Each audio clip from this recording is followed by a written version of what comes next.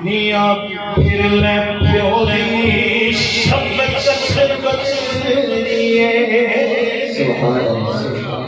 और प्यो दी हल्ला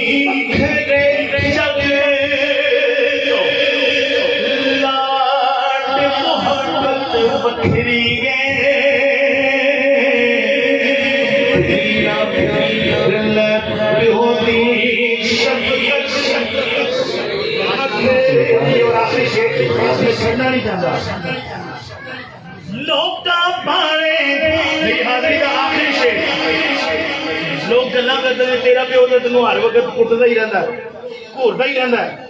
तो लिखण वाले ने कितना सोहना लिखा है कि लोग पाने बेशक गल्ला प्यो दियां ने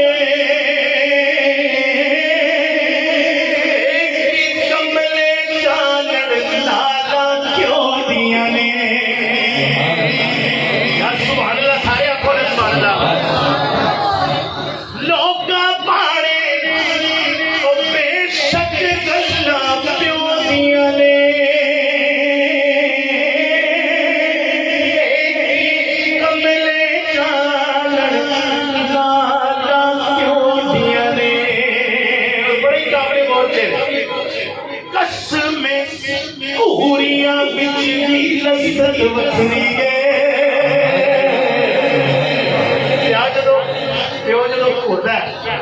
हो रही है कसमे पूरियां जिन्हें को प्यो है ही नहीं ओदे कोलों पूछो ना यार चलो मैं कुटदा घूरदा किसी न किसी काम तो टोकदा रोकदा, लेकिन प्यार जिन्नी मोहब्बत बाप जिन्नी मोहब्बत भी कोई नहीं कर रहा। तो सुभान अल्लाह, मां का भी बड़ा प्यार है।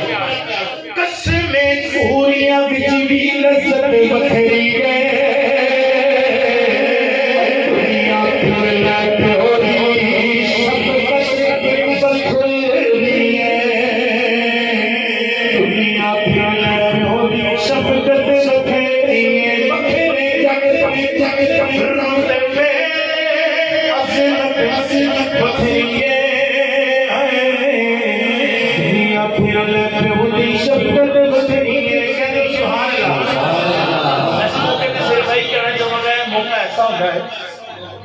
जो खानदान भी इकट्ठा हो जाए, जेडे लड़े होंगे ने वो भी फौजी ते आ ही जाते, नाराजगियां दूर करनी चाहिए।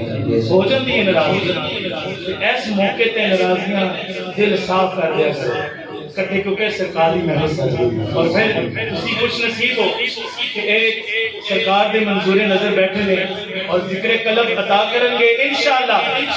अगर तुसी वो जिक्र कलब तुहाडे ते करम हो गया, जिक्र करना शुरू कर दिता तो इंशाअल्लाह वो जिक्र कलब जारी हो जाएगा इंशाअल्लाह। बिला तखरीर मैं चाहूँगा कि वो तोहफा भी तुहानू मिल जाए अगे जिसमें अब्दुल भाई महफिल को इख्तिताम लेके चलेंगे। सारे कह रहे सुभान अल्लाह।